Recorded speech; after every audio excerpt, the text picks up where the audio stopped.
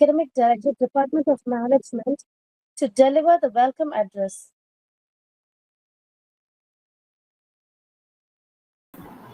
Thank you, ma'am.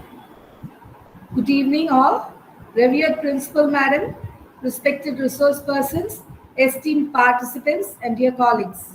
It is both an honor and a privilege to extend a warm welcome to all of you to the ATAL online 6-day faculty development program on women in cybersecurity and disaster management, a strategic framework for sustainable safety, scheduled from 20th to the 25th of January 2025. This significant program brings together thought leaders, educators, and professionals committed to fostering inclusive and sustainable practices in the vital domains of cybersecurity and disaster management. First and foremost, I would like to convey a heartfelt gratitude to the AICT for their generous funding and unyielding support, which have been instrumental in making this impactful program possible. The commitment to empowering academic institutions with resources and initiative like this one exemplifies the dedication to enhancing faculty development across the nation. I'm deeply appreciative of the exceptional contribution of several individuals who have been pivotal in orchestrating this event. Dr. Meena, Secretary, for a visionary leadership that propels our institution to new heights of academic excellence. Shri K. Chandrasekharan Sir, CEO, for his unwavering dedication to elevating the quality of education and fostering innovation at every level. Mrs. S. Aparna, Director, for her invaluable guidance and steadfast commitment to ensuring the success of this program. Thiru Shekhar N. Sir, Coordinator, for his meticulous planning and tireless efforts in executing this program seamlessly. Our Principal Madam, Dr. P. Gajalakshmi, for her constant encouragement and inspirational support in driving academic innovation. The webinar team for their exceptional organization and flawless technical execution, ensuring a smooth and enriching virtual interaction. Our faculty members for their commitment to advancing knowledge and fostering intellectual curiosity. The IT support team for the technical expertise in creating a robust infrastructure for this program. The non-teaching staff for the tireless work behind the scenes, ensuring that every detail is managed to perfection. To our distinguished resource person, I extend a profound gratitude for your generosity in sharing your time, knowledge, and expertise. Your participation is an invaluable asset to this program, and we are privileged to have you lead us through this journey of learning and discovery. As we embark on this FDP, I'm reminded of the timeless wisdom of the Tirukural. Kalvi Kolal, Kolhai Kakum Payan, Nallorin Nalan Arindu Unartum. The essence of this choral resonates deeply with the objectives of this FTP. The theme of this program is a reflection of the pressing demands of our times. In a world increasingly characterized by digital interconnectivity and environmental vulnerabilities, the realms of cybersecurity and disaster management are not isolated but interwoven. Addressing these challenges necessitates collaborative efforts, innovative solutions, and inclusion of diverse perspectives with women at the forefront as leaders, contributors, and change makers. This FTP is thoughtfully curated to provide a collaborative and enriching learning experience. Our next 6 days, participants will have the opportunity to engage with an esteemed panel of experts from academia, industry, and policy making. These sessions will illuminate emerging trends, present case studies, and explore advanced strategies to foster general inclusion, technological resilience, and effective disaster preparedness. It is our hope that this FTP will not only enhance your expertise but also inspire you to integrate gender sensitivity and strategic resilience into your teaching, research, and professional practices. The knowledge and insights gained here have the potential to transcend individual boundaries, influencing institutions and communities at large. To our esteemed participants, your commitment to personal and professional growth is commendable. Your active engagement in this FTP will undoubtedly lead to meaningful insights and collaboration, enabling us collectively to address the multifaceted challenges of cybersecurity and disaster management with greater efficacy. Once again, I express my heartfelt gratitude to everyone who has contributed to this realization of this program and to all participants for your enthusiastic involvement. Let us make the most of this opportunity to exchange ideas, inspire innovation, and work collaboratively towards building a secure and resilient future. Thank you all, and I wish you all a stimulating, fruitful, and inspiring 6 days ahead. Let us together embark on this journey of learning, sharing, and advancing sustainable safety. Once again, I extend a heartfelt welcome to all of you here. Thank you. May I humbly request our principal, Dr. P. Gajalakshmi, to deliver the felicitation address.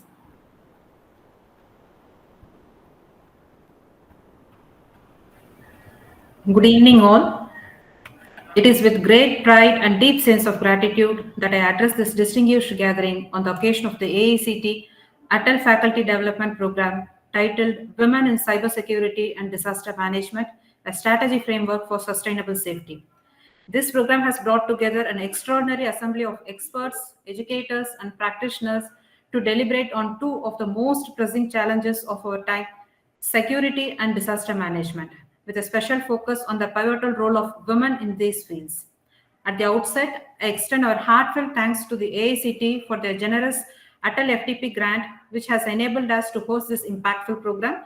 This support underscores AICT's unwavering support commitment to empowering educators and fostering innovation in critical areas of national and global importance.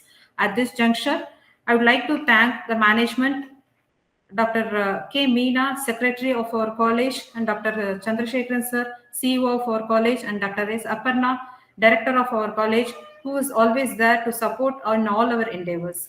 The time of this faculty development program reflects the urgent need to integrate gender inclusivity, cybersecurity, and disaster preparedness into our collective framework for sustainable safety.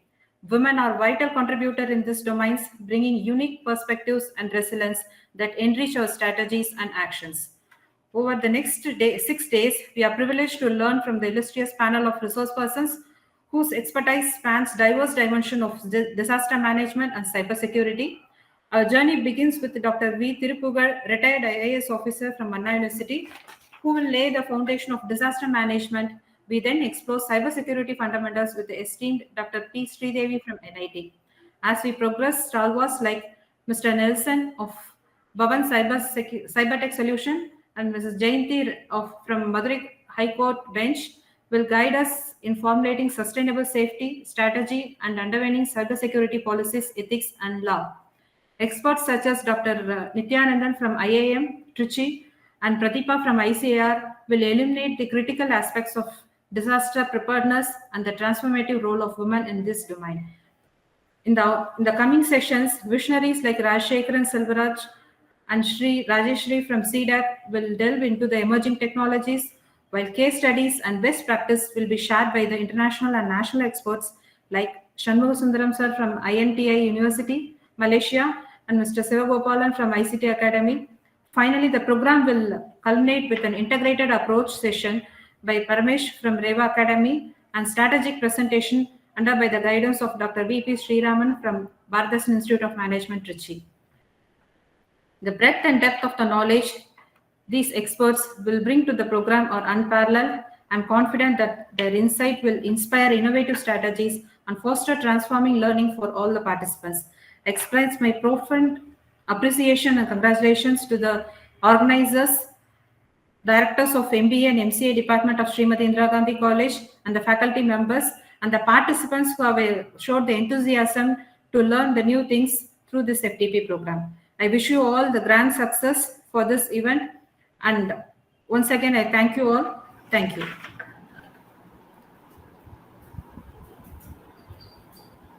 Thank you, ma'am, for the warm words of welcome and the felicitation. It is indeed an honor to have such distinguished personalities among us today. With this, we are all set to embark on an enlightening journey of learning and exploration through this FDP. Now let's proceed to the next part of our program. We have with us Dr. Thirupugal, who is a very renowned person. He's already joined the inaugural session.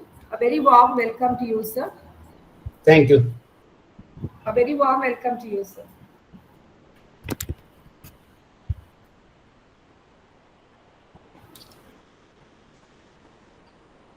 We are honored to have with us a distinguished speaker for the first session of the evening, Dr. V. Thirupugal, retired IS officer and professor of practice at Anna University. Dr. Thirupugal is a renowned expert in disaster management with years of dedicated services to governance and academia. His profound knowledge and experience in mitigating and managing disasters will offer us critical perspective on this vital subject. I was going through his brief personal and professional profile. It was running to pages, and I found it really difficult to make a concise presentation. Herewith, I'll try to present it. Dr. V. Thirupugal is an eminent expert in disaster management with more than 3 decades of national and international experience. A retired IS officer and former additional secretary at the National Disaster Management Authority, he has been at the forefront of formulating policies for disaster risk reduction, post disaster reconstruction, and building resilience against natural hazards. With an academic background that includes a PhD in disaster management from the prestigious Australian National University, Canberra, Dr. Thirupugal's foundational expertise in physics and education has greatly contributed to his strategic approach in disaster management. His fluency in English, Tamil, Hindi, and Gujarati has enabled him to communicate effectively with a wide range of stakeholders across regions, languages, and cultures. Let me give you a brief highlight of his work experience. National Disaster Management Authority. Dr. Thirupugal's most prominent role was as the Additional Secretary at NDMA, where he contributed significantly to shaping India's national disaster management policies. He was instrumental in developing India's first National Disaster Management Plan in 2016, a groundbreaking document that served as a comprehensive framework for disaster preparedness, response, and mitigation. He led the revision of this plan in 2019, ensuring that it reflected evolving risks and emerging challenges. His leadership in the National Disaster Management Authority included overseeing the implementation of policies and strategies aimed at minimizing disaster impact across India. Gujarat Earthquake Reconstruction Project. Following the catastrophic 2001 Gujarat earthquake, Dr. Thirupugal was tasked with leading the Gujarat Earthquake Reconstruction Project, one of the largest post-disaster recovery initiatives in the country. The project, valued at approximately $6 billion, focused on the reconstruction of infrastructure, housing, and community systems. Under his leadership, Gujarat became a model for disaster recovery, incorporating advanced risk assessment techniques, community based recovery strategies, and sustainable development practices. The project not only restored the physical landscape but also revived the livelihoods of thousands of affected families. Gujarat Institute of Disaster Management. Dr. Thirupugal's vision led to the establishment of Gujarat Institute of Disaster Management, an institute dedicated to capacity building and training professionals in disaster management. As one of the key architects, he facilitated growth into a leading center for disaster management education, offering training to government officials, NGO, and community leaders. His work helped develop a cadre of professionals equipped with the skills and knowledge required to handle complex disaster situations. International experience in Nepal. In the wake of 2015 Nepal earthquake, Dr. Thirupugal was appointed as senior advisor to the Nepal Planning Commission and National Reconstruction Authority. His involvement was critical in the formulation of recovery policies, planning of reconstruction efforts, and coordination of international aid. He provided technical expertise in urban planning, infrastructure development, and disaster risk reduction, and played a pivotal role in rebuilding Nepal's affected communities, focusing on long-term resilience and community-centered recovery processes. Chennai Metro Flood Risk Management. Dr. Thirupugal currently serves as the chairman of the Advisory Committee on Mitigation and Management of Flood Risk in Chennai Metro, a vital role that involves advising the government of Tamil Nadu and the Greater Chennai Corporation on flood risk management strategies. In rapidly urbanizing Chennai, He has spearheaded initiatives to mitigate flood risk, enhance drainage infrastructure, and improve urban resilience. His work has focused on integrating climate change adaptation strategies, sustainable development, and flood mitigation into urban planning. Global contributions and policy influence. Dr. Thirupugal's influence extends beyond India's border. He has represented India on numerous global platforms, including the United Nations Office for Disaster Risk Reduction, and contributed to global discussions on disaster risk reduction and climate resilience. As a member of various international committees, he has worked with governments, agencies, and NGOs worldwide to strengthen cooperation in disaster management. Teaching and mentoring. Currently, Dr. Thirupugal serves as the professor of practice at Anna University, where he teaches courses on disaster management and climate resilience. His passion for education and mentoring the next generation of disaster management professionals is evident in his active role in shaping academic programs and conducting workshops on disaster preparedness, mitigation, and recovery.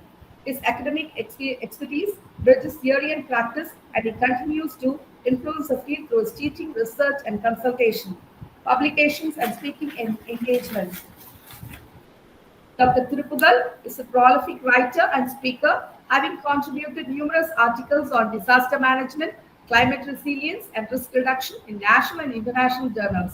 He regularly speaks at conferences, forums, and public platforms, sharing his knowledge on disaster management best practices, policy innovation, and post disaster recovery strategies. Dr. Thirupugal's long and distinguished career continues to shape the future of disaster management in India and abroad. His work in policy formulation, disaster recovery, and climate resilience, coupled with his leadership in disaster management training, has made him one of the most respected figures in the field. We are immensely grateful to Dr. Thirupugal for his time and for sharing his valuable expertise with us.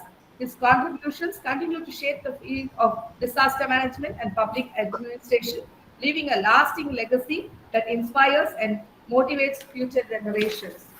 We are really grateful to you, sir, for your time and despite your busy schedule, accommodating to our request and for joining us from Vijayawada.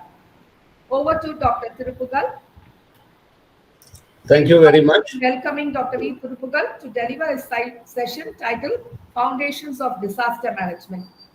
Sir, the virtual stage is yours. Thank you. Yeah, thank you very much.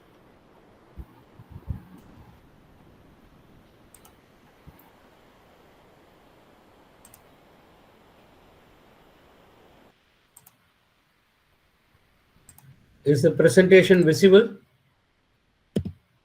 Yes, sir. Are you? Yes, sir, we are able to see, sir. Thanks for this very long introduction. So let's start the session without wasting time. So I would like to discuss the very basics of disaster risk reduction. Unless we understand the fundamentals of disaster risk reduction, we cannot embark on disaster prevention, mitigation, response, and post-disaster recovery. Yudhu Krishnamurti, the famous world teacher and philosopher, once said that if you love children, there will not be any wars. Had he spoken about disasters instead of wars, he would have said the same thing. If we love our children, grandchildren, and great grandchildren, we will not allow them to be drowned in floods, to be buried alive under debris in earthquakes, or burnt and roasted alive in chemical and industrial fires. We would have taken preventive and mitigative actions.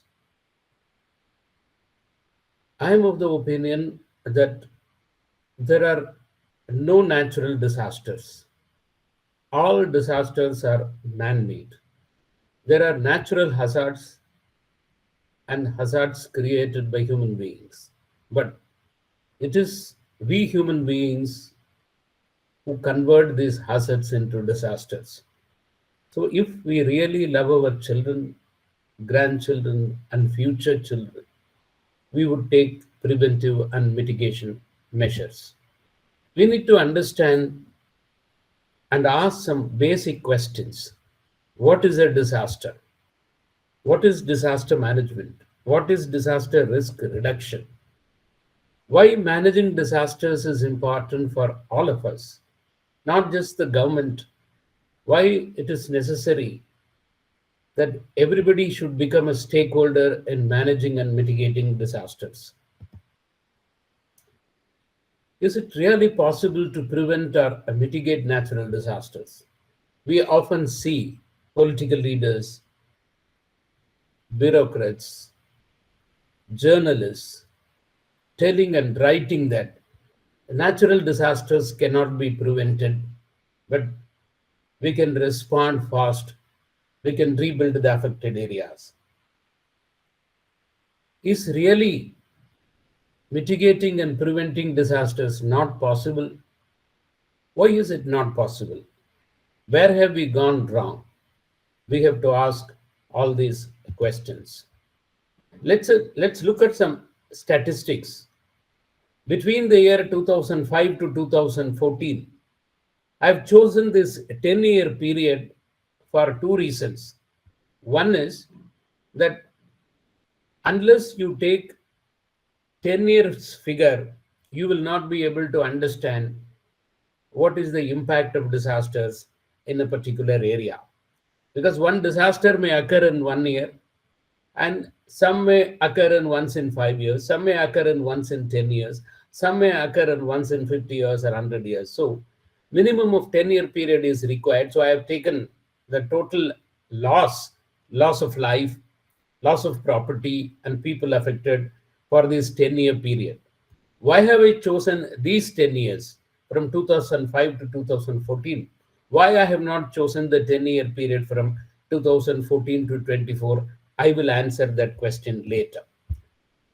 So when it comes to number of deaths in this period of 10 years, we have lost 23,840 lives. I have asked in several forums, the audience, the participants, whether loss of 23,840 lives in this vast country, entire India, over a period of 10 years is really a big number, or is it a small number, small figure? Most of them would say that compared with the population, this is much less. Or they will say compared with the number of people dying every year, all cause mortality, this is less. But is this really less? 23,840. I feel that this is a very large number, 23,840. Disaster deaths cannot be compared with natural deaths, or you cannot take a percentage of the population and say that it is less. The reason why this 23,840 seems to be much more for me is that all these are preventable deaths. These deaths are caused by the negligence of the government, the community, and all other stakeholders. So before we start thinking about disaster risk reduction, we should be very clear that our target should be zero deaths in disaster, zero mortality in disaster. That should be our objective. Then the number of people affected in this 10-year period is 13 crore 46 lakhs 20,724. Nearly 1/10 of the population was affected. Again, this is a huge number. And the economic loss cost in this period is 2,82,000 crores. This is almost the budget of a big state in this country. 2,82,000 crores. And these are mostly direct losses. If you calculate indirect losses, loss of livelihoods, money diverted from development activities, this will be at least 3 or 4 times more. We have taken several initiatives after the 2004 tsunami in this country, the famous Asian tsunami or Indian Ocean tsunami.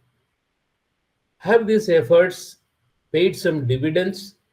If we want to compare whether we have done well after taking several initiatives, like setting up National Disaster Management Authority in 2005, creating National Disaster Response Force in 2006, creating National Institute of Disaster Management at the central level for capacity building and training, and improving our early warning facilities, launching several satellites to that effect? Are we doing better? So we have to compare with the previous 10-year period. So if we compare with the previous 10-year period of 94 to 2004 with 2005 2014, you can see that the number of deaths have really come down. Number of deaths have come down because of the various steps I mentioned earlier, particularly our capability for early warning as far as cyclones and floods are concerned. One simple example I can give you: in the 1999 super cyclone in Orissa, we lost about 10,000 lives. But a similar cyclone occurred in the year 2013 called Phylum, in which we lost about 30 lives. So we could reduce the loss of lives from 10,000 to 30. This is primarily because of our advanced warning, early warning, evacuation to safe shelters. But we do not know if a tsunami which occurred in 2004, if the same type of tsunami occurs, whether we will have few deaths, we do not know. In Gujarat earthquake, we lost about 13,800 and odd, 805 lives. But if such a big earthquake occurs, whether there will be few deaths or more deaths, we really do not know. We have to wait and see. As far as economic loss is concerned, we lost about 107,000 crores in 94 2004, but in 2005 to 2014 we lost about 282,000 crores. It is very easy to say that, due to inflation we have lost more. No, this is an inflation adjusted figure. So we have lost more assets, we have suffered more economic loss. There is some contradiction here. While we have been able to reduce the loss of lives, we have not only been able to reduce the economic loss, but it has actually increased.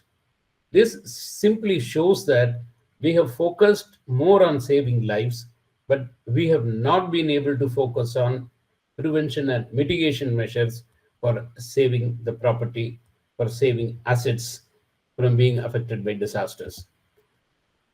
What I'm going to present here is not only based on my academic study, but based on my personal experience, not just theory, but lived experience of handling several disasters like flood, tsunami, pandemic, landslides, gas leaks, major train disasters, fires, forest fires, and much more.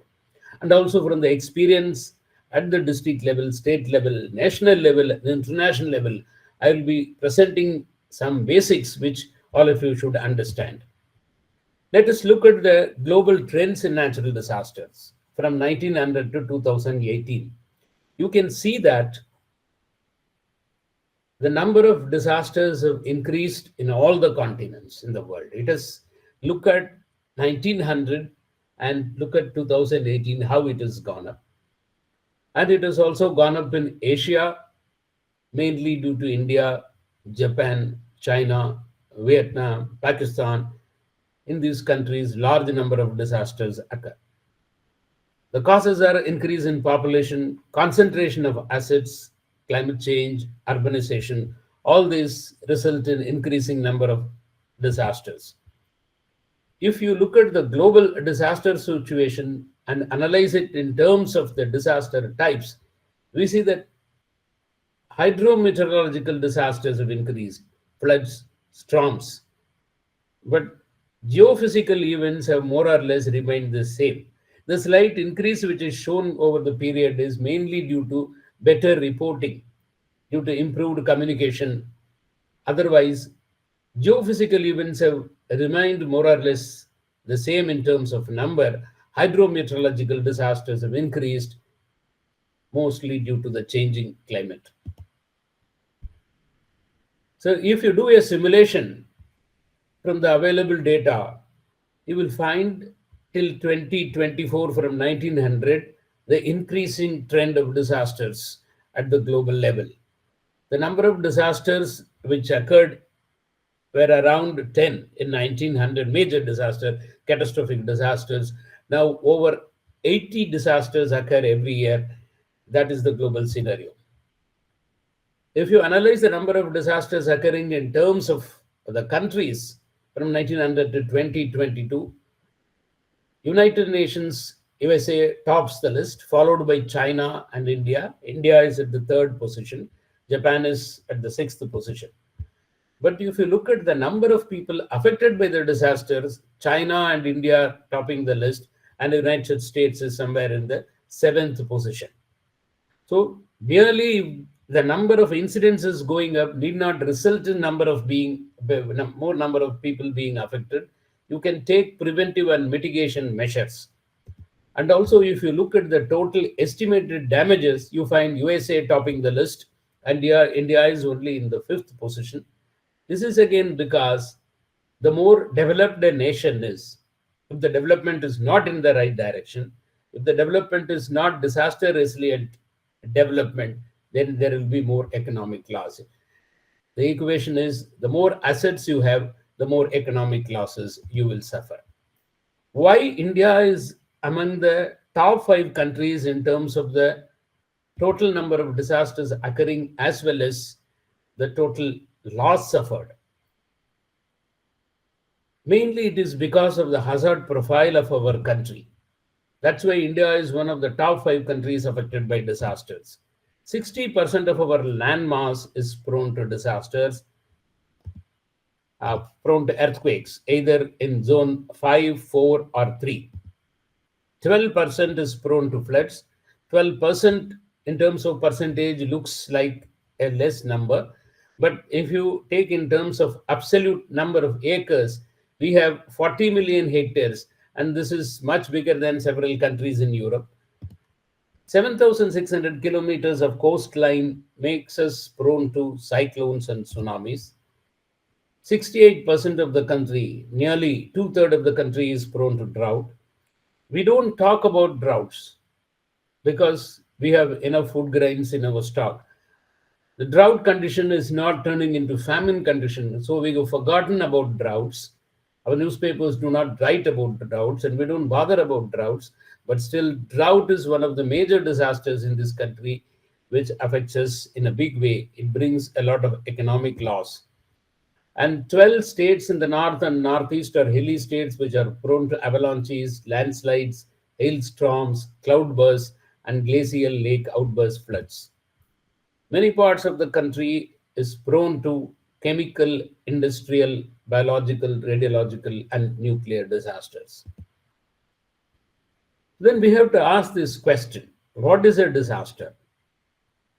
What converts hazards into a disaster? A hazard in itself is not a disaster. What are the factors and actors who contribute in converting these hazards into disasters? I will talk about 2 definitions. The first definition is the definition given by United Nations UNDRR definition. It says that an event can be called a disaster if it fulfills 3 conditions. One is a serious disruption of the functioning of a community or a society at any scale. The functioning of the community should be affected severely. Second, due to hazardous events interacting with the conditions of exposure, vulnerability, and capacity. We should understand these 3 terms well: exposure, vulnerability, and capacity. Exposure is in terms of area and population. Vulnerability, I will discuss in detail later in the subsequent slides, and capacity. The more area is exposed, more population is exposed, the hazardous event will be converted into a disaster. The more people are vulnerable. Vulnerability is weakness. Vulnerable populations, vulnerable assets convert hazardous events into disasters, and lack of capacity also converts events into disasters. The third condition is the interaction of hazardous events with exposure, vulnerability, and capacity should result in loss of human lives, material loss, economic loss, and environment loss. Then only an event can be called a disaster. But in India, we have an act which defines disasters, Disaster Management Act 2005. A disaster is a catastrophe, mishap, calamity, or grave occurrence in any area arising from natural or man made causes, or by accident, or by negligence. So the Act does not differentiate between natural and man made causes. Accidents and negligence also become disasters when there is substantial loss of life. That is the third condition. When there is substantial loss of life or human suffering or damage to and destruction of property or damage to or degradation of the environment. That should be substantial loss of life. The Act does not put a number 50 people, 100 people, 200 people. It does not put any number. So it is left to the discretion of the authorities based on the context, based on the situation, they can take a decision. And the event should be of such a nature or magnitude as to be beyond the coping capacity of the community of the affected areas. This is very, very important. If the coping capacity is there, then it cannot be called a disaster. The community doesn't have the coping capacity. If they cannot come back to the pre-disaster stage on their own, then that event can be called a disaster. So we have to look at hazards, vulnerabilities, exposure, and capacity. Hazards, of course, we know natural and man-made. There are two types of hazards. And vulnerabilities can be either social vulnerability, political vulnerability, economic vulnerability, physical vulnerability. I will discuss the social, economic, political vulnerabilities later. Physical vulnerability, the structures, the way we build our structures. If we do not adhere to the building codes, if we do not follow the building codes, the structures become weak and they are susceptible to the disasters. And there is psychological vulnerability. People who are already affected by disasters, people who are suffering from trauma already, they become more vulnerable. And there are ecological vulnerabilities. There are ecologically fragile regions where we should not construct. When we start constructing in these vulnerable areas, then disasters result. Exposure can be in terms of area and population mainly, and also frequency and probability. Capacity, there are four types of capacities required: financial capacity, human resources, technical capacity, and managerial capacity. Now we will look at how the perception of disasters has changed over a period of time. Initially, human beings thought that disasters are acts of God. In America, they still say act of God. When God is angry with what human beings are doing, God punishes them by sending natural disasters. In Bible, we talk about the flood, cities being burnt because God is angry. In every religious literature, you find natural calamities and catastrophes being caused by the wrath of God. But when science developed, when the age of enlightenment dawned in the 17th and 18th centuries, people understood that it is not God which is punishing its people, but there is an external agent outside the human society, natural forces impinging on this human society in the form of geophysical events like earthquakes and landslides, or hydrometeorological disasters like cyclones and floods, and biological hazards like pandemics and epidemic, which creates these catastrophic events or disasters. So regardless of the fact whether God is creating the disasters or a natural agent is causing a disaster, we cannot prevent the disasters, but we can only react in the aftermath of the disasters. We can save lives, provide humanitarian assistance, and rebuild the affected areas. That's how we landed up with this post-disaster reactive approach. Then later on, when anthropologists started studying disaster, they said disasters are not caused by gods, are not simply caused by external agent, that is nature, but it is caused by the interface of nature and culture. Simply nature in itself will not create a disaster. It is our human culture, our man-made structures. When they both come together, that causes a disaster. So disasters are caused by the interface of nature and culture. Later in 20th century, social scientists started studying disasters. They said Disasters are social constructs. They're not caused by gods, they're not caused by nature, external agents. They are social constructs. The notion of social, economic, political, and cultural factors creating disasters. What do they mean by these? Social structure. Our social structure is divided into class, the rich and poor. In all disasters, the poor people are more affected than the rich people. I mean, Indian society is divided into various castes. Large number of studies show that the so-called upper castes are less affected in the disasters than the so-called lower castes, scheduled tribes, and marginalized communities.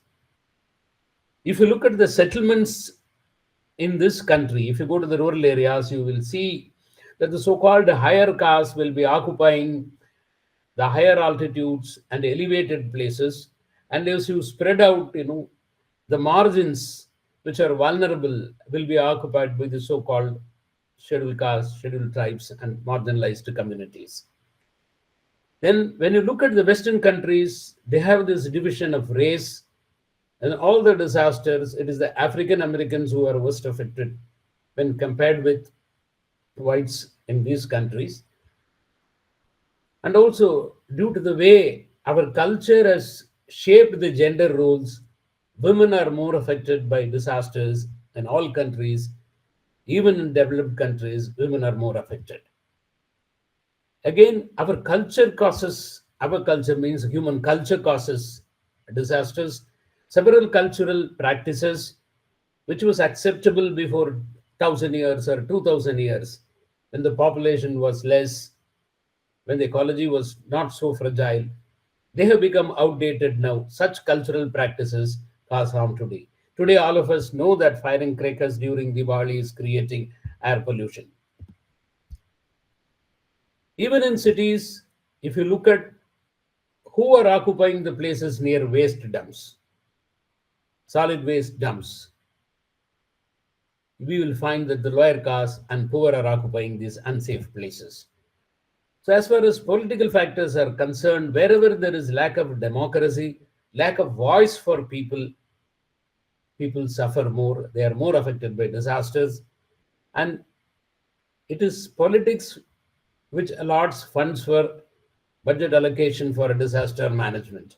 If the political priorities are different, they may not focus on disaster prevention and mitigation or sustainable development or disaster resilient development. They may play for vote bank politics. So political factors also create disasters. As a result of all this, the same disaster affects different people differently based on the social structure. That is why sociologists are saying that disasters are social constructs. A lot of initiatives have been undertaken at the national level and international level, starting from International Decade for Disaster Risk Reduction. International Decade for Disaster Risk Reduction was started in the 70s by UN to reduce disasters.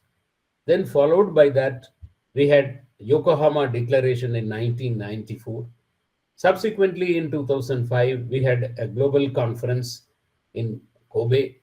And in 2015, we had a global conference in Sendai, which is called Sendai Framework for Disaster Risk Reduction. So for the past 35 years, we have taken several initiatives at the international level. And these initiatives also are reflected in the national efforts undertaken in this country. In 2015, along with Sendai Framework of Action, two other international frameworks were accepted.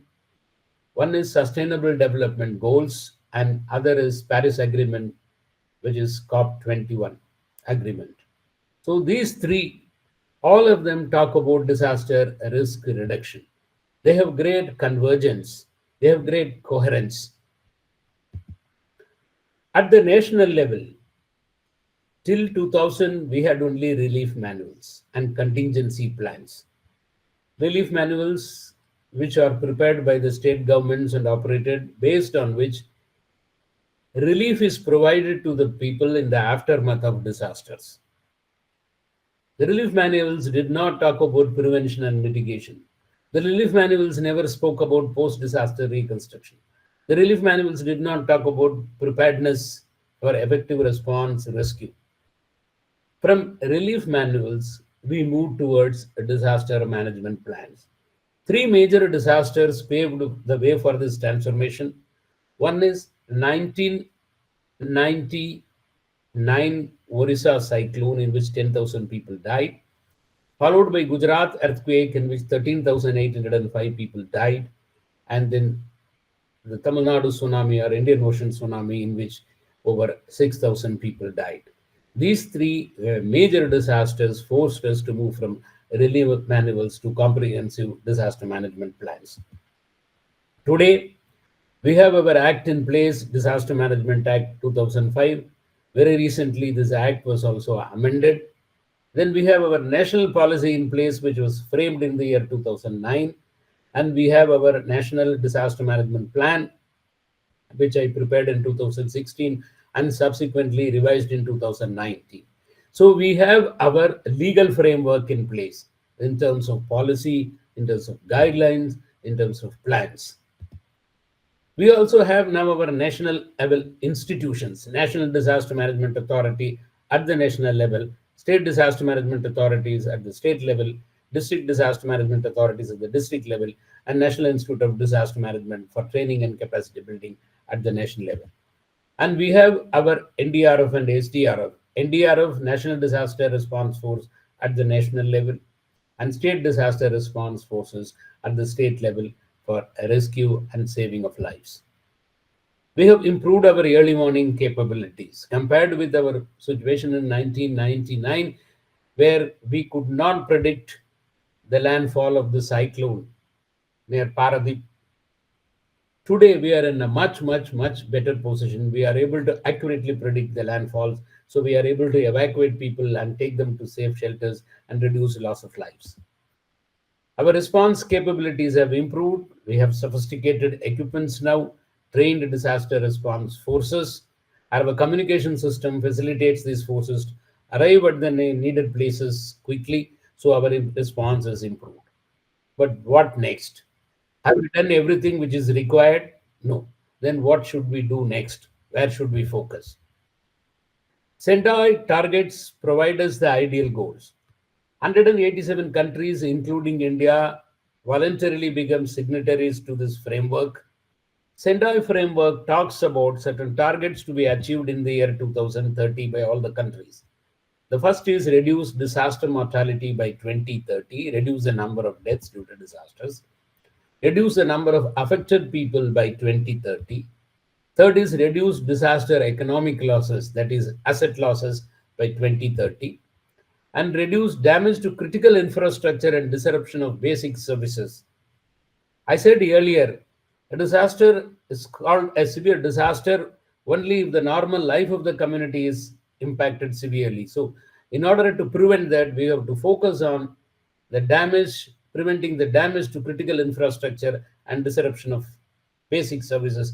That is the fourth goal.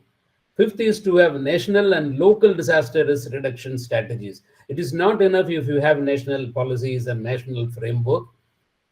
We need policies, frameworks, plans at the local level, starting with the Gram Panchayat level, starting at the municipal level, district level, state level. We need plans and strategies, and enhance international cooperation to developing countries, because developed countries are not in a position to invest in technology in a big way like developed countries. So international cooperation is necessary. And we need to focus on multi-hazard early warning system, multi-hazard approach. Focusing on one single disaster does not yield results, because if you provide solution for one disaster, it may be creating another disaster. So multi-hazard approach is necessary. Multi-hazard early warning systems are necessary. We have to be better prepared for managing any eventuality despite our preventive and mitigation measures. And we should be able to build back better in case if there is a major calamity. These are the 7 goals which we should achieve by 2030, which we have agreed already by signing the framework. But what is it that is preventing us from achieving these goals? Why we have not been able to reduce asset losses? The first thing is make the problem uncertain. We have a blueprint for inaction. If we don't want to do something, we can always come out with reasons. We have such a blueprint. One is make the problem uncertain. We don't know whether the disaster will occur or not. When will this disaster occur? For the sake of a disaster which will occur after 100 years, 50 years, 30 years, or 40 years, should I stop all development works? Should we stop expanding the city? Should we stop building bridges? Should we stop laying roads? This is make the problem uncertain. Second is make the problem which cannot be avoided. This is the discourse of many political people. They will say that natural disasters cannot be prevented or avoided. So make the problem which cannot be avoided.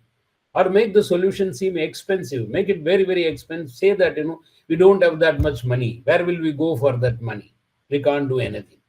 Fourth is make it an all or none issue. Say, no, this is such a big city. If there are 10 million houses in a city like Delhi, 1 crore houses in NCR region, National Capital Region.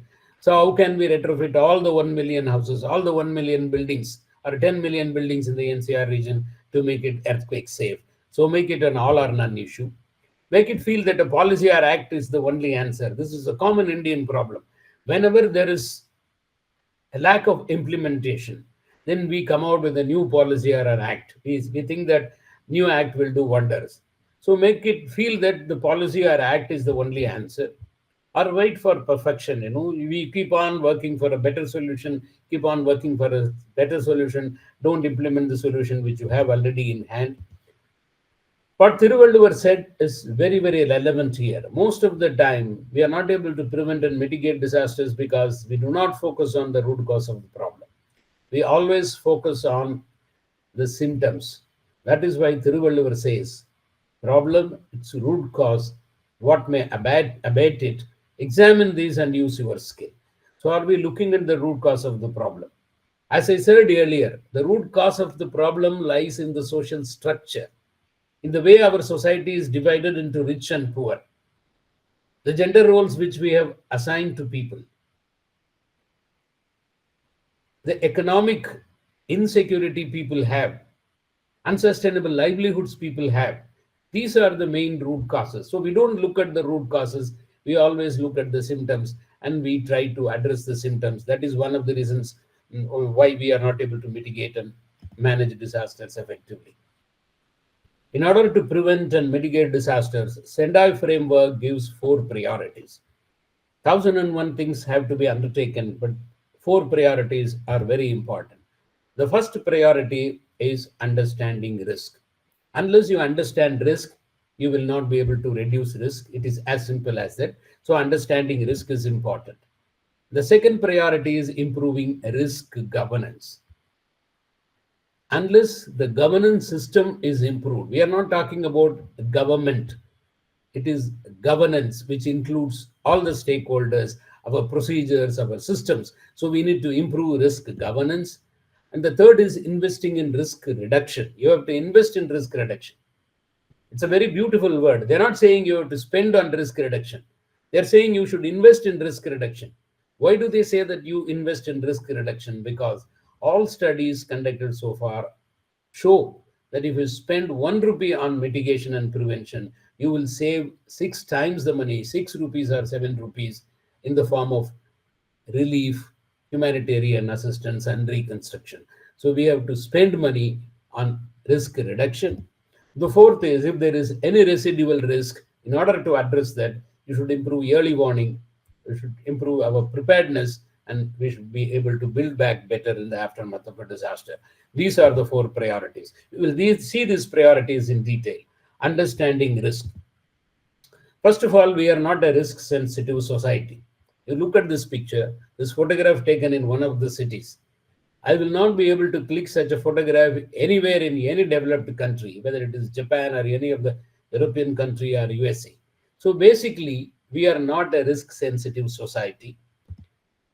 Educated, rich, elite people are also not risk-sensitive. You see this girl driving a vehicle and talking on the cell phone. And uneducated, illiterate, rural masses, they are also not risk sensitive. So we are basically a risk insensitive society. The statistical figures establish this fact. See, if you look at the number of deaths from 2005 to 2015, it is 27,420 due to all these so-called natural disasters. Whereas in road accidents, we lost about 13,99,313 people. 510 times deaths have happened due to road accidents simply because we refuse to wear helmets, we refuse to wear seat belts. Most of these accidents are caused by human negligence rather than mechanical failures, or trying to cross unmanned crossings, or trying to get in or alight down from moving train, or trying to take a selfie near the train. All these are causing many, many times more death than the natural disasters. Why are we risk insensitive? We just can't blame people. You can't say that the people are insensitive. No, there is a reason. The reason is we take everyday risk. Such a vast country, we have so much of population, inadequacy of infrastructure, and so many other reasons. So we take everyday risk. Look at this train in Bombay. So if you take everyday risk, then you will not bother about long-term risk. You will not worry about an earthquake which will happen after 50 years, or a tsunami that will occur after 150, 200, or 1,000 years. So you will not be able to understand risk in the right perspective. Again, there is something called objective risk. The way specialists understand risk, they will know hazard, exposure, vulnerability, capacity, and all those things. Seismic risk, they will understand through conducting a microresonance study. But how do people understand risk? There is something called the subjective risk. The way people understand risk is very, very different. If you travel from your place of residence to another country by road, using a car, and then by an aircraft, or maybe you use a ship later on, and again by road, and reach the destination, the most safest journey you will be performing is the journey which you will be carrying out by sitting in an airplane. But generally, people think that airplane is unsafe and traveling in a car is more safe. But the ratio of risk you incur when you are traveling in a car vis-a-vis you are traveling in an airplane is 1:6,000. But the subjective assessment of risk makes us feel like an air journey is more unsafe. So that is how people perceive risk, the subjective nature of risk. If you look at the plane crash, you will see from 1900, it has almost virtually become less. And also, is it that we don't want risk? Are we really not taking any risk? No. We really embrace risk. Something called desired risk is there. We also take risk on our own. Basically, we live in a risk society.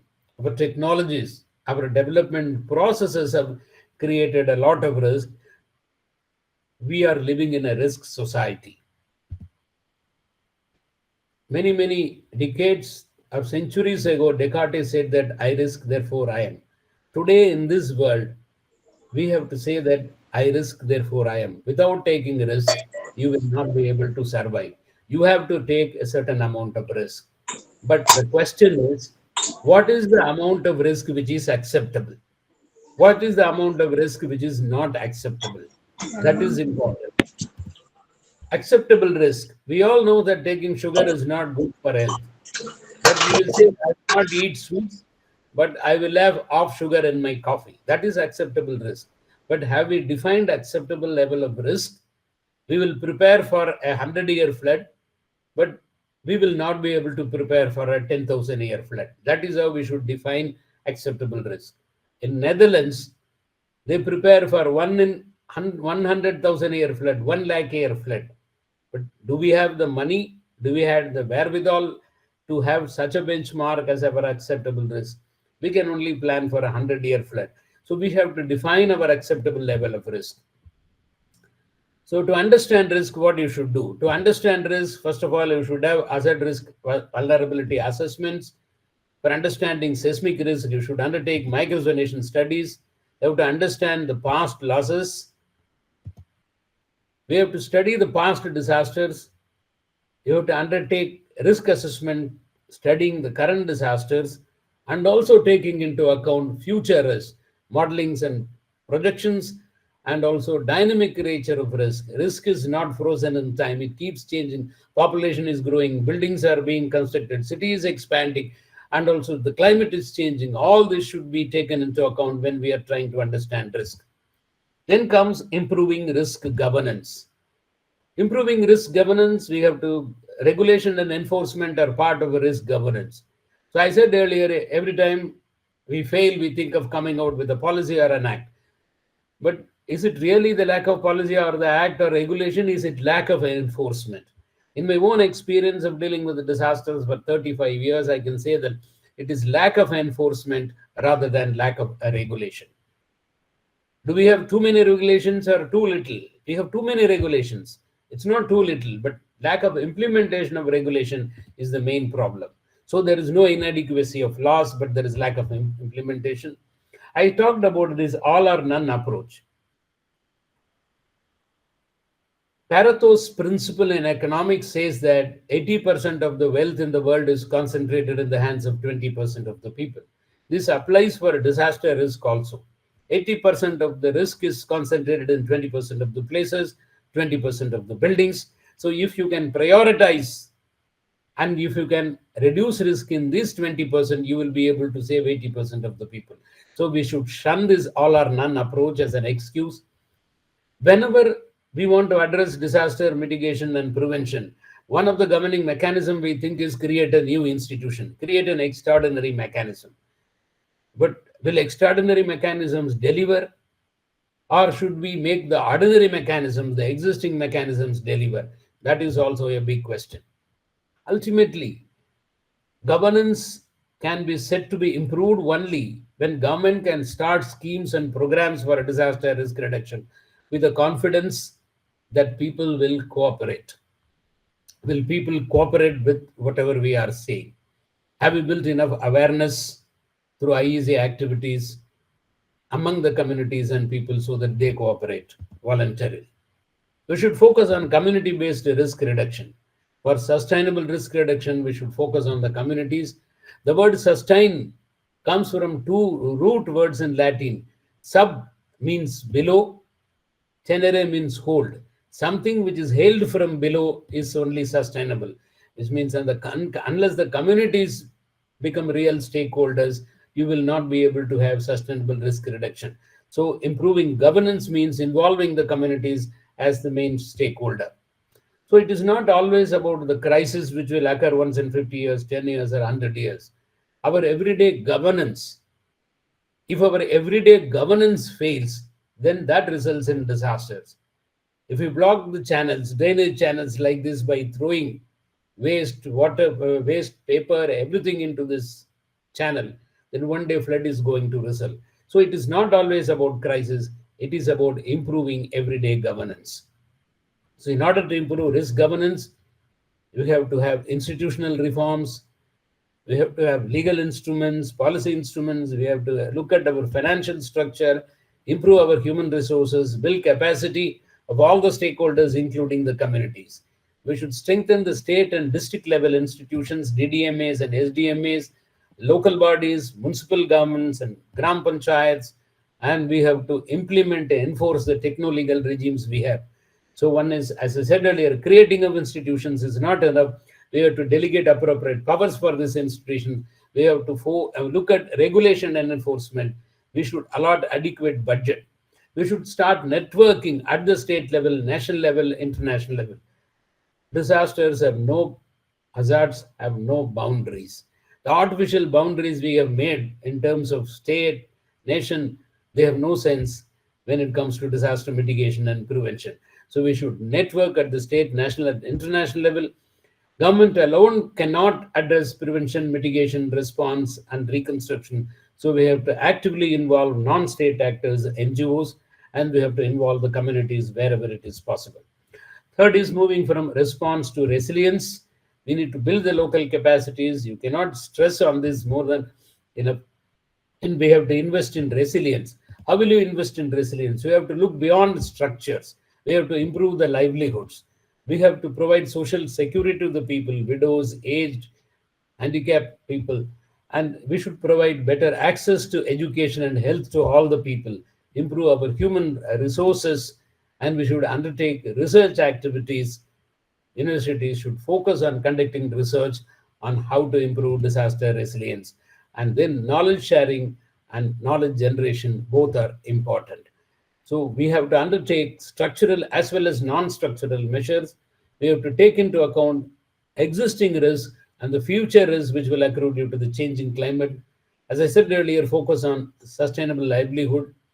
We should also focus on insurance and risk transfer. Government alone cannot be able to absorb all the risks, or individuals, they themselves will not be able to absorb all the risks. So we should focus on insurance and risk transfer, and we should really focus on vulnerable people, women, children, and other vulnerable communities.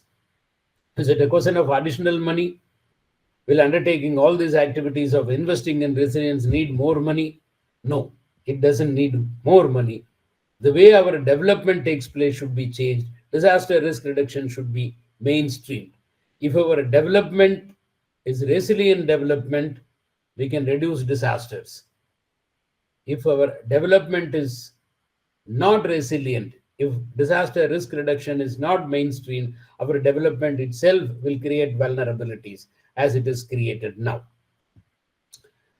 What is the linkage between development and disaster management? This should be the ideal model. When development becomes the front wheel, then disaster management should become the back wheel. It is not the front wheel that rotates, it is the back wheel in a cycle which makes the front wheel rotate. So it is the disaster management angle which should drive our development.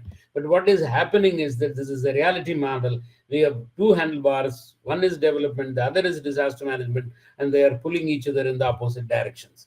As I said earlier, we need to focus on risk transfer and insurance. Then we have to focus on better response and recovery to address the residual risk. The first casualty in any disaster is coordination among various agencies, between various government agencies, government and NGOs, government NGOs and the communities, and the international donors and the international people who come for help. So better coordination is necessary. Local response should be improved. It is not enough if we have robust NDRF battalions. We need a local response. We should promote volunteerism. We should impart training and give accreditation to the local volunteers. The basic philosophy should be help yourself. First of all, everybody should be able to help themselves, at least the able-bodied, educated, and then we should help others. And then the third is help others to help themselves. If you keep on continuously helping, then it is not help, it is a parasitic relationship, it is dependency. So we should build the capacity of the community so that they are able to help themselves. So for improving this preparedness, we should undertake training and capacity building activities, create a cadre of trained and accredited volunteers, and we should focus on information, education, communication activities, and generate awareness. We should improve early warning. Early warning improving consists of two things. One is improving the forecast and prediction, and then improving the dissemination and ensuring two-way communication. It is not enough if we are able to communicate to the communities. We should be able to get messages from the communities who needs help and where we should direct help. Two-way communication is necessary. Then we come to building back better. What is building back better? We don't call post-disaster reconstruction anymore. We call it building back better. Building back better means building with disaster resilience, taking into account the future requirement. If you rebuild as it existed before the disaster, which is called building back similar, when there is another disaster, the same thing will happen. We will have loss of lives and loss of assets. So building back better is focusing on asset reconstruction, taking into account future requirements, focusing on livelihoods, and focusing on risk reduction. What is the way forward? We need to have robust databases and resource inventories. We do not have a robust database. At the national level, even today, there is no database. Only for the 12 notified disasters, big disasters, there will be some data. For other small disasters, there is no database.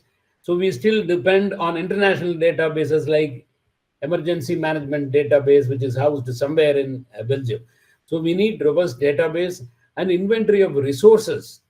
Government cannot buy all the equipments necessary, all the resources necessary, and keep it in readiness for a disaster which will occur once in 50 years. So we should be able to pool our resources, which is in the public sector, in the private sector, with the communities and with the individual. So we need a resource inventory database also. The way forward is a robust policy, which I think that we have it already. We should implement it. And then we need rules and regulations, more of enforcement of rules and regulations. We need to share the best practices from other countries, other states, other districts. This is what I meant by knowledge generation and sharing. And we should improve our planning. How do you improve our planning? Improve our planning means participatory planning. All the stakeholders should come together and plan disaster prevention, mitigation, response, and recovery so that everybody is able to own whatever we are planning. And we should focus on risk reduction. We have so far focused on response and rescuing people and providing relief. Now our focus in planning should shift towards risk reduction. And we should also take into account the extreme events that may arise, which are already arising due to the changing climate. We signed 3 different international agreements: SFDRR, Sustainable Development Goals, and Paris Agreement. As I said earlier, all of them have a huge amount of coherence. So we should look at the activities which can address sustainable development, climate mitigation, as well as disaster risk reduction. And lastly, what we need is a political will. It is not something, disaster risk reduction cannot be carried out by communities, by officers, or academicians. It needs a lot of political will because disaster risk reduction is fundamentally a political activity. So there is need for political will. So we need to create political will so that our priorities focus on disaster risk reduction, not mindless risk insensitive development. I started with a quote from Jiddu Krishnamurti. I will end with a quote from Jiddu Krishnamurti. Seeing is acting. That's what he used to say. If we can see that how we are creating disasters, how we are creating risks by unmindful development, not addressing the issues when they are small, not enforcing regulations which we have already enacted, we will act. This is what he meant by seeing is acting. So instead of talking, we should act. That will only result in real disaster risk reduction. Thank you very much.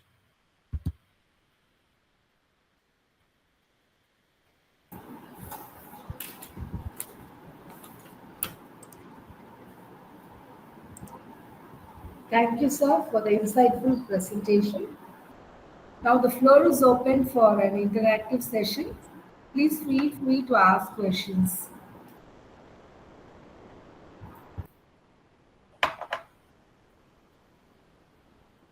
Yes.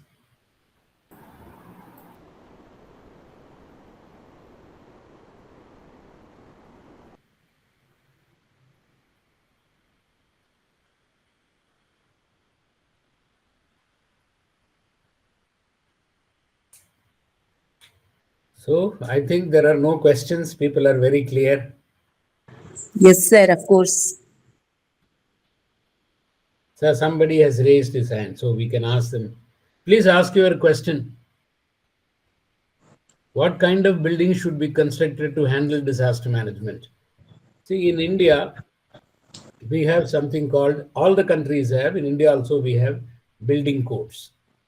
Under Ministry of Consumer Affairs, we have this Bureau of Indian Standards. Bureau of Indian Standards has building code committees, IS code committees. These committees consist of experts who come together on voluntary basis and frame codes for construction of buildings which are disaster resilient. We can withstand disasters. We have a seismic code committee. There is a committee for wind code committee for cyclone. There is a fire code committee. All these committees. So they make recommendations. Then these recommendations are codified and government publishes national building codes. These building codes are recommendatory, but our municipal corporations, area development authorities, and municipalities make implementation of these building codes mandatory in their building bylaws. So, thus, these building codes have become laws by incorporating them in the building bylaws of the municipal corporation or area development authority. What we have to do is to follow these building codes and construct, design our buildings according to the building code, and the authorities which give permission for construction should ensure that what is approved on the plan is constructed on the ground. Many times, what happens is the drawing itself is improper. That is the first mistake. The second mistake is even if the drawings are proper, they don't construct according to the building codes. They make variations, they make changes and alter the plan and reduce the cement and steel. If the builders do that, reduce cement and steel and compromise with the quality. All this results in buildings being constructed with poor quality, which will not be able to withstand major disaster. So, if you follow all these things, one is enforcement of the building code, implementation of the building code, and then the local self authorities should ensure that it is followed. So these things are necessary to ensure disaster resistant constructions.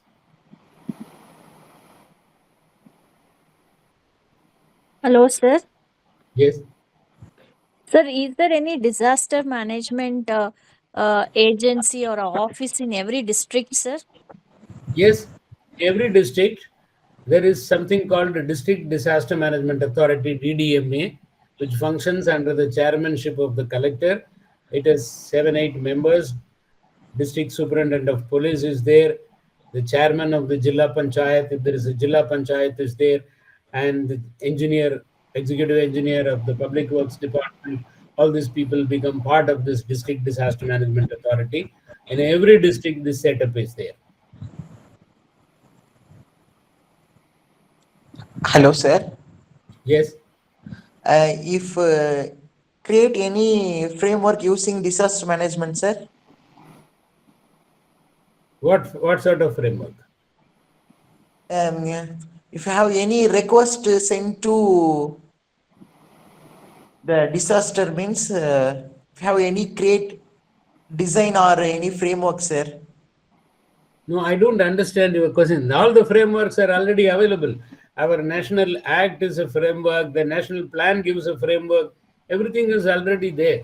What do you want to create? Okay, everything available. Yes. Framework, everything is available, sir. Everything is available. Only that is we don't implement it. Okay. Just only implementation only. Main thing is implementation. Of course, the framework will keep changing depending on the requirement. But right now, major problem is implementation of the existing good framework. Okay, so yeah, design process also included, no, sir? Now, what do you mean by design projects? I'm not able to exactly get what you mean. I said for designing projects, for constructing buildings, building code is already available. Okay, sir. Okay, sir. Yeah. Yes.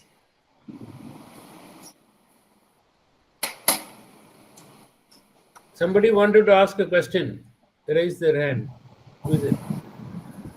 So Dr. Premanand has written in the chat. Prakash Raj இன்னைக்கு placement trainer வந்திருக்காரு Balasubramaniam sir English இந்த bathroom aptitude book இருக்கு RS அகர்வால்னு கேட்டான் நீ RS அகர்வால்னு தட்டினே இ book 961 page அனுப்பிச்சு விட்டுறேன் உட்கார்ந்த இடத்துல பாரு. Others, please don't talk among yourself or mute yourself. You are not asking a question. Sir, Dr. S. Premanand has asked a question. What specific policies or guidelines does Tamil Nadu follow to integrate smart city initiative with disaster management planning? Is it bicycle method? Thank you. See, one is Tamil Nadu has come out with a disaster management policy. Very recently, they issued a policy in which they stress about mainstreaming.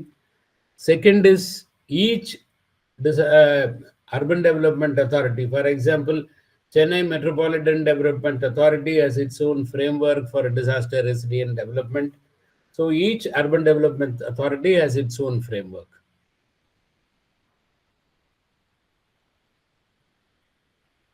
Anything else? Excuse me, sir. I am Dr. Ratnavalli.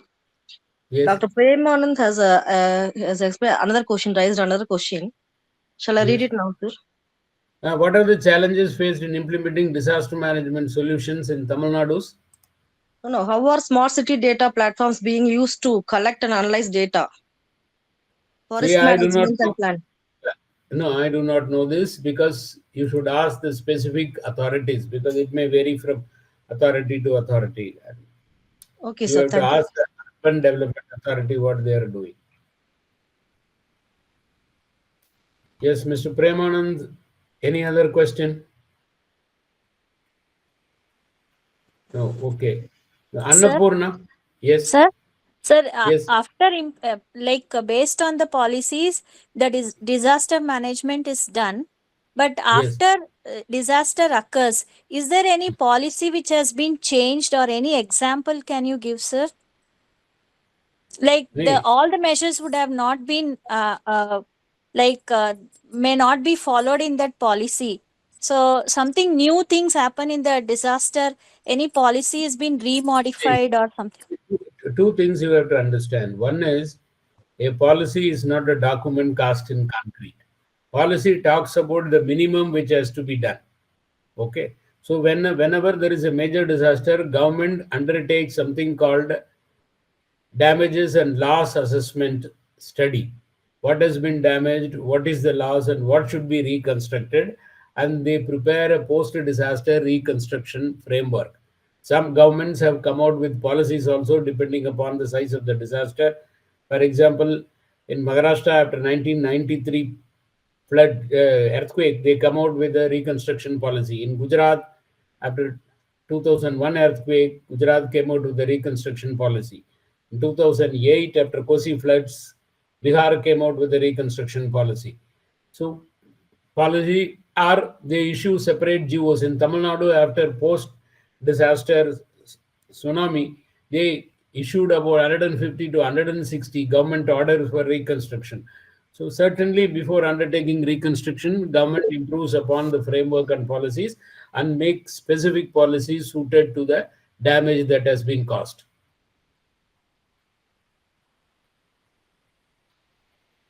Yes, Rashmi Deshpande,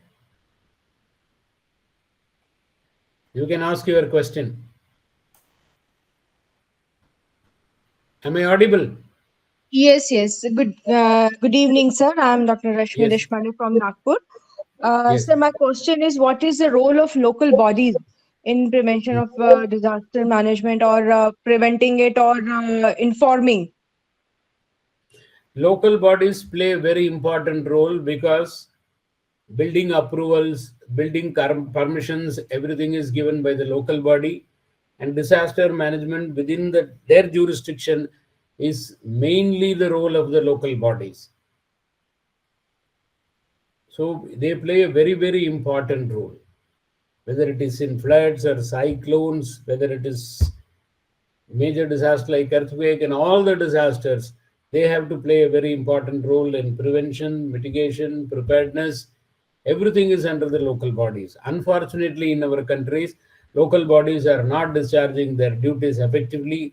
The burden is on the district administration and the state administration. If you look at other countries, developed countries, it is the local body which is playing a very, very important role in management of any disaster or for preventing and mitigating disaster. Local bodies play a very important role. Okay, thank you, sir. Yes. Yes, please.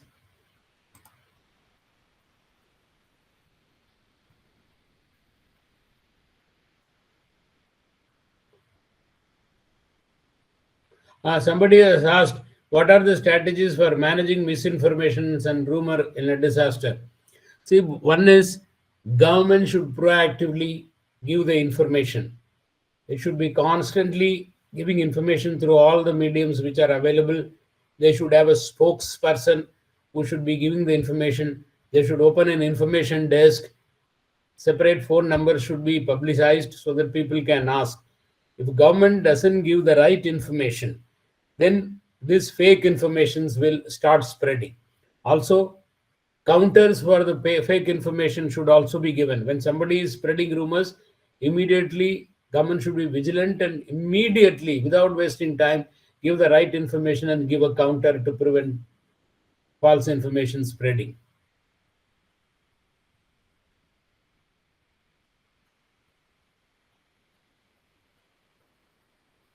Yes?